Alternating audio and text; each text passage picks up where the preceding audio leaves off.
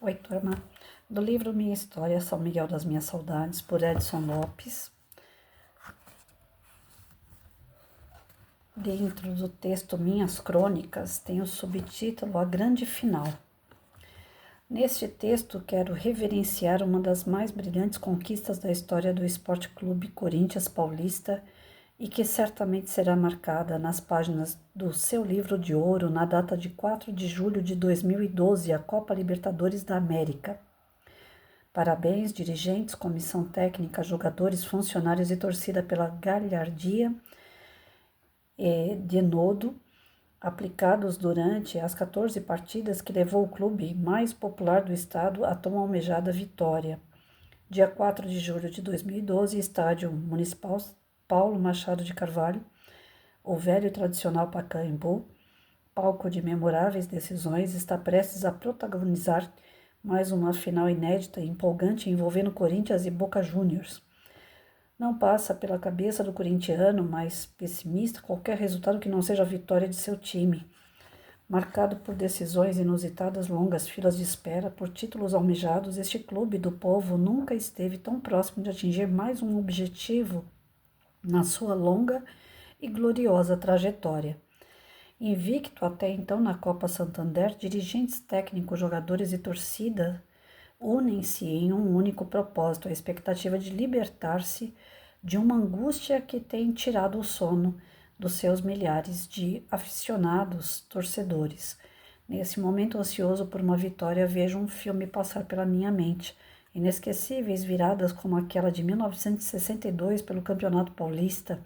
O Corinthians perdia de 2-0 para o São Paulo e, para piorar a situação, o centroavante Ney, pai do irreverente Diney, sofreu distensão muscular. Naquela época, por regulamento do campeonato, não era permitida qualquer substituição de jogadores e o meia-direita Silva foi expulso.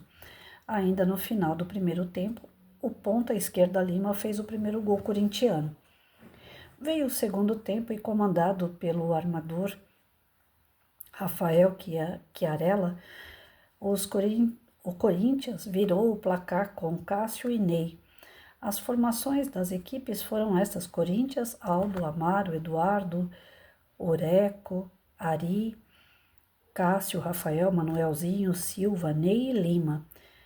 São Paulo, Poi, De Sorte, Bellini, Jurandir, Riberto, Dias, Gonçalo, Faustino, Benê, Prado e Sabino. Benê marcou para o São Paulo aos 13h36 minutos do primeiro tempo.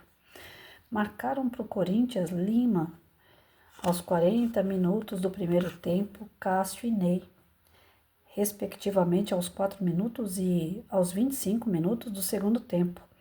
Lembro-me da narração brilhante do inesquecível Pedro Luiz e do comentarista Mauro Pinheiro.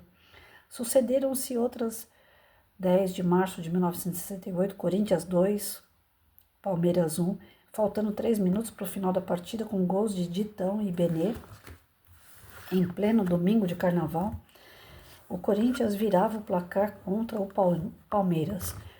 25 de abril de 1971, Corinthians 4, Palmeiras 3, foi certamente uma das mais estoicas viradas corintianas, pois naquele ano o time não realizava uma campanha irregular no Campeonato Paulista, talvez pelo peso de não conquistar nenhum título desde 1954, e o seu adversário era o forte time do Palmeiras, de Leão, Dudu e Ademir da Guia. Aos 9 minutos, o placar já acusava 2-0 para o time alviverde, depois de um gol aos 34 segundos, mas o Corinthians voltou com garra para o segundo tempo, empatou 2-2, tomou um terceiro e virou aos 43 minutos do segundo tempo, naquele que é considerado um dos jogos mais emocionantes da história do clube e do estádio do Morumbi. Rivelino, Adãozinho, Tião e Mirandinha comandaram a virada alvinegra. E o que dizer do sofrimento dos 11 anos de tabu contra o Santos de Pelé? A Fiel não se conteve após ver o Corinthians vencer o Santos por 2-0 em 6 de março de 1968, no Pacaembu. Alguns torcedores invadiram o campo para comemorar. A quebra do tabu permitiu que o Corinthians jogasse todas as fichas na conquista do Campeonato Paulista, pois o último título ocorrera no quarto centenário da cidade de São Paulo, em 1954. Esteve próximo em 1968, realizando um belo primeiro turno. No entanto, com as mortes prematuras de Eduardo e Lidu, envolvidos em acidente automobilístico, a equipe abalada pelas mortes dos dois atletas sucumbiu irremediavelmente naquele ano. Veio a final de 1974 contra o Palmeiras e, mais uma vez, o gosto amargo da derrota diante do terrível rival que ocasionou a saída de Rivelino, o reizinho do parque, para o Fluminense. Em 1977, com uma equipe considerada modesta, mas aguerrida, o sonho do tão esperado título foi conquistado. Na noite de 13 de outubro de 1977, na terceira e decisiva partida da série contra o Ponte Preta, Basílio, o pé de anjo, arrancava o grito sufocado na garganta de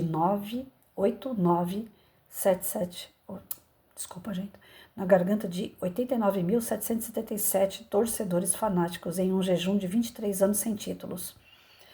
Os brasileiros de 1990, 98, 99, 2005, 2011 e o Mundial de 2000, conquistado em nosso país, consolidaram a popular agremiação no cenário futebolístico brasileiro, em uma obstinada perseguição ao tão almejado título que levou aproximadamente 70 mil corintianos a invadir o Maracanã na vitória por pênalti sobre o Fluminense em 1976. Mas ainda faltava alguma coisa para a consagração definitiva, a Libertadores. O Corinthians esteve bem próximo da final por 2 vezes. Após montar um verdadeiro esquadrão com craques como Dida, Fábio, Luciano, Kleber, Vampeta, Rincon, Luizão, Edilson, Marcelino e Ricardinho, sucumbiu diante do Palmeiras em 99, nas quartas de final, e em 2000 nas semifinais. Agora, mais especificamente, em 4 de julho de 2012, o Corinthians vislumbra a possibilidade de acabar mais uma vez com o pesadelo que o persegue desde a primeira edição do torneio.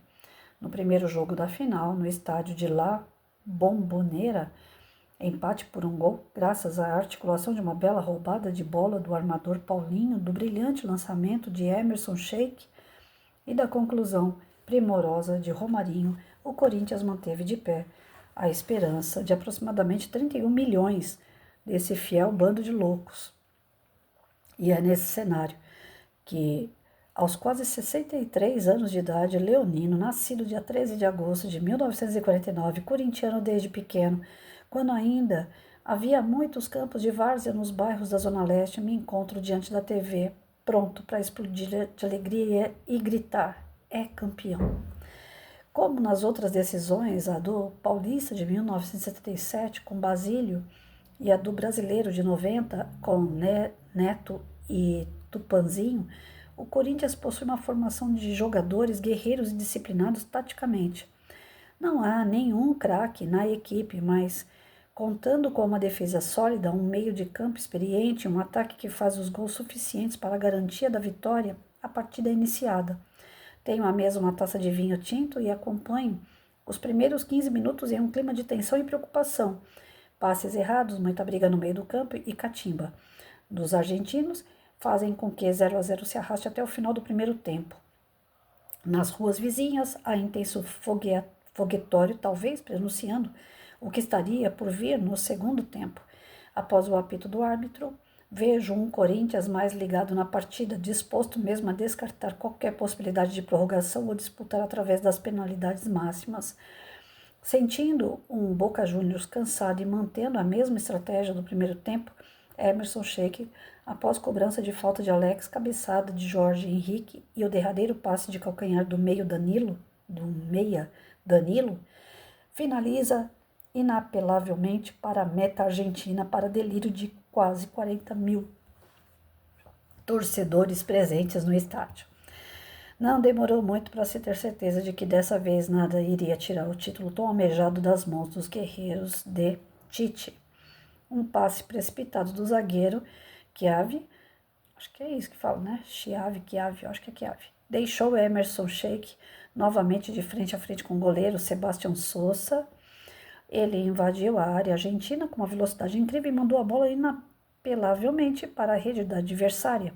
O que se viu nos minutos finais foi o desânimo dos jogadores boquenses e a segurança de uma conquista inédita por parte dos corintianos, que apenas tocaram a bola com a harmonia de uma orquestra e por pouco não dilataram o placar.